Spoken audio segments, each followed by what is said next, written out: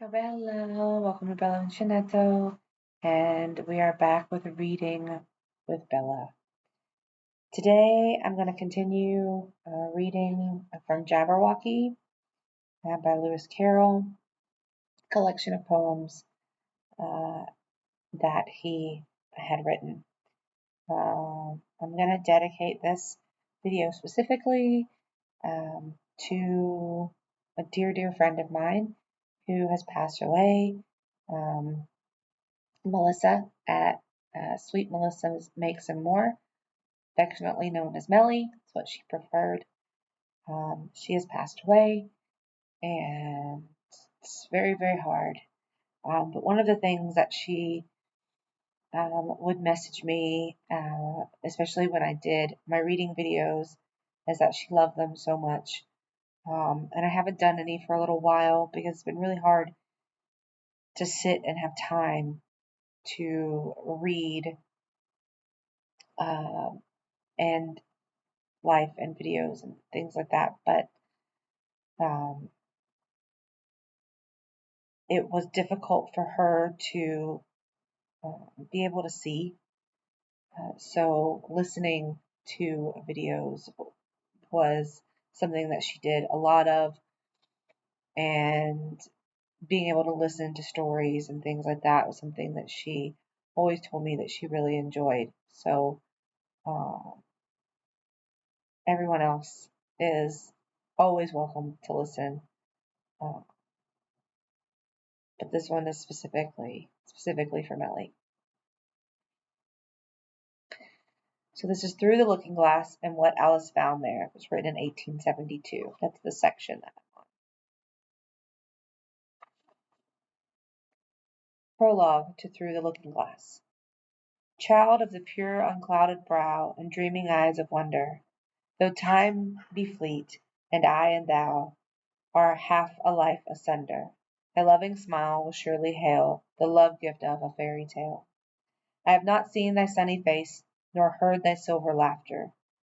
No thought of me shall find a place in thy young life's hereafter. Enough that now thou wilt not fail to listen to my fairy tale. A tale begun in other days when summer suns were glowing, a simple chime that served to time the rhythm of our rowing, whose echoes live in memory yet, though envious years would say forget. Come hearken then, ere voice of dread, with bitter tidings laden, shall summon to unwelcome bed a melancholy maiden. We are but older children dear, who fret to find our bedtime near. Without the frost, the blinding snow, the storm wind's moody madness. Within, the firelight's ruddy glow, and childhood's nest of gladness. The magic words shall hold thee fast. Thou shalt not heed the raving blast. And though the shadow of a sigh may tremble through the story, for happy summer days gone by, and vanished summer glory, it shall not touch the breath of bale, the pleasance of our fairy tale. And now, the titular poem, Jabberwocky. 'Twas brillig, and the slithy toves did gyre and gimble in the wave. All mimsy were the borogoves, and the mome raths outgrabe. Beware the Jabberwock, my son, the jaws that bite, the claws that catch. Beware the Jubjub bird, and shun the frumious Bandersnatch. He took his vorpal sword in hand, long time with manxome foe he sought. So rested he by the Tumtum tree, and stood awhile in thought. And as in uffish thought he stood, the Jabberwock with eyes of flame came whiffling through the tugly wood, and burbled as it came. 1, 2, 1, 2, and through the vorpal blade went snicker snack. He left it dead, and with its head he went galumphing back. And hast thou slain the Jabberwock? Come to my arms, my beamish boy. O frabjous jay, callooh, callay, he chortled in his joy. 'Twas brillig, and the slithy toves did gyre and gimble in the wave. All mimsy were the borogoves, and the mome raths outgrabe. This one is Tweedledee and Tweedledum. Tweedledee and Tweedledum agreed to have a battle, for Tweedledum said Tweedledee had spoiled his nice new rattle. Just then flew down a monstrous crow, as black as a tar barrel, which frightened both the heroes so they quite forgot their quarrel. The Walrus and the Carpenter. The sun was shining on the sea, shining with all his might. He did his very best to make the billows smooth and bright, and this was odd because it was the middle of the night. The moon was shining sulkily because she thought the sun had got no business to be there after the day was done. It's very rude of him, she said, to come and spoil the fun. The sea was wet as wet could be, the sands were dry as dry. You could not see a cloud because no cloud was in the sky. No birds were flying overhead, there were no birds to fly. The Walrus and the Carpenter were walking close at hand. They wept like anything to see such quantities of sand. If this were only cleared away, they said, it would be grand. If 7 maids with 7 mops swept it for half a year, do you suppose, the Walrus said, that they could get it clear? I doubt it, said the Carpenter, and shed a bitter tear. Oh, oysters, come and walk with us, the Walrus did beseech. A pleasant walk, a pleasant talk along the briny beach. We cannot do with more than 4 to give a hand to each. The eldest oyster looked at him, but never a word he said. The eldest oyster winked his eye and shook his heavy head, meaning to say he did not choose to leave the oyster bed. But 4 young oysters hurried up, all eager for the treat. Their coats were brushed, their faces washed, their shoes were clean and neat. And this was odd, you know, because they hadn't any feet. 4 other oysters followed them, and yet another 4, and thick and fast they came at last, and more and more and more, all hopping through the frothy waves and scrambling to the shore. The Walrus and the Carpenter walked on a mile or so, and then they rested on a rock conveniently low, and all the oysters stood and waited in a row. The time has come, the Walrus said, to talk of many things, of shoes and ships and sealing wax, of cabbages and kings, and why the sea is boiling hot, and whether pigs have wings. But wait a bit, the oysters cried, before we have our chat, for some of us are out of breath, and all of us are fat. No hurry, said the Carpenter. They thanked him much for that. A loaf of bread, the Walrus said, is what we chiefly need. Pepper and vinegar, besides, are very good indeed. Now, if you're ready, oysters dear, we can begin to feed. But not on us, the oysters cried, turning a little blue. After such kindness, that would be a dismal thing to do. The night is fine, the Walrus said. Do you admire the view? It was so kind of you to come, and you are very nice. The Carpenter said nothing but, cut us another slice. I wish you were not quite so deaf. I'd have asked you twice. It seems a shame, the Walrus said, to play them such a trick, after we've brought them out so far and made them trot so quick. The Carpenter said nothing but, the butter's spread too thick. I weep for you, the Walrus said, I deeply sympathize. Sobs and tears he sorted out, those of the largest size, holding his pocket handkerchief before his streaming eyes. Oi, oysters, said the Carpenter, you've had a pleasant run. Shall we be trotting home again? But the answer came there none, and this was secretly odd, because they'd eaten every one. This is Humpty Dumpty's song, written entirely for Alice's amusement. In winter, when the fields are white, I sing the song for your delight. In spring, when woods are green, I'll try and tell you what I mean. In summer, when the days are long, perhaps you'll understand the song.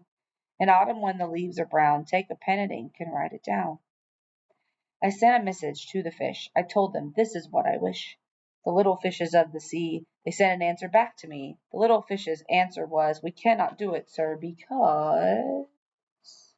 I sent to them again to say, it will be better to obey. The fishes answer with a grin, why, what a temper you are in. I told them once, I told them twice, they would not listen to advice. I took a kettle large and new, fit for a deed I had to do. My heart went hop, my heart went thump. I filled the kettle at the pump. Then someone came to me and said, the little fishes are in bed. I said to him, I said it plain, then you must go and wake them up again. I said it very loud and clear. I went and shouted it in his ear. But when he was stiff and proud, he said, you needn't shout so loud. And he was very proud and stiff. He said, I'll go and wake them if... I took a corkscrew from the shelf. I went to wake them up myself. And when I found the door was locked, I pulled and pushed and kicked and knocked. And when I found the door was shut, I tried to turn the handle, but...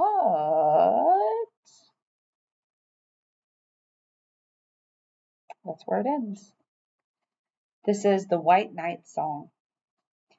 I'll tell thee everything I can, there's little to relate. I saw an aged man, a-sitting on a gate. Who are you, aged man? I said, and how is it you live? And his answer trickled through my head like water through a sieve. He said, I look for butterflies that sleep among the wheat. I make them into mutton pies and sell them in the street. I sell them unto men, he said, who sail on stormy seas, and that's the way I get my bread, a trifle, if you please. But I was thinking of a plan to dye one's whiskers green, and always use so large a fan that they could not be seen. So having no reply to give to what the old man said, I cried, Come, tell me how you live, and thumped him on the head. His action smiled, took up a tail, and he said, I go my ways, and when I find a mountain rill, I set it in a blaze, and thence they make a stuff they call Roland's Massacre Oil. Yet 2 pence halfpenny is all they'll give me for my toil. But I was thinking of a way to feed oneself on batter, and so go on from day to day, getting a little fatter. I shook him well from side to side until his face was blue. Come, tell me how you live, I cried, and what it is you do. He said, I hunt for haddock's eyes among the heather bright, and work them into waistcoat buttons in the silent night. And these I do not sell for gold, or coin, or silvery shine, but for a copper halfpenny, and that will purchase 9. I sometimes dig for buttered rolls, or set lime twigs for crabs. I sometimes search the grassy knolls for wheels of handsome cabs. And that's the way, he gave a wink, by which I get my wealth, and very gladly will I drink your honour's noble health. I heard him then, for I had just completed my design, to keep the Menai bridge from rust by boiling it in wine. I thanked him much for telling me the way he got his wealth, but chiefly for his wish that he might drink my noble health. And now if e'er by chance I put my fingers into glue, or madly squeeze a right hand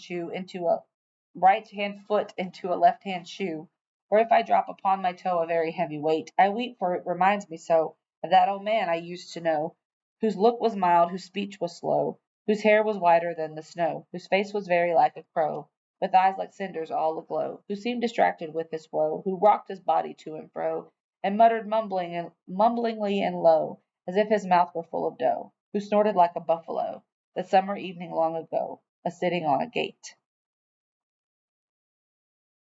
This is the Red Queen's Lullaby. Hush-a-bye, lady, in Alice's lap, till the feast is ready, we've time for a nap.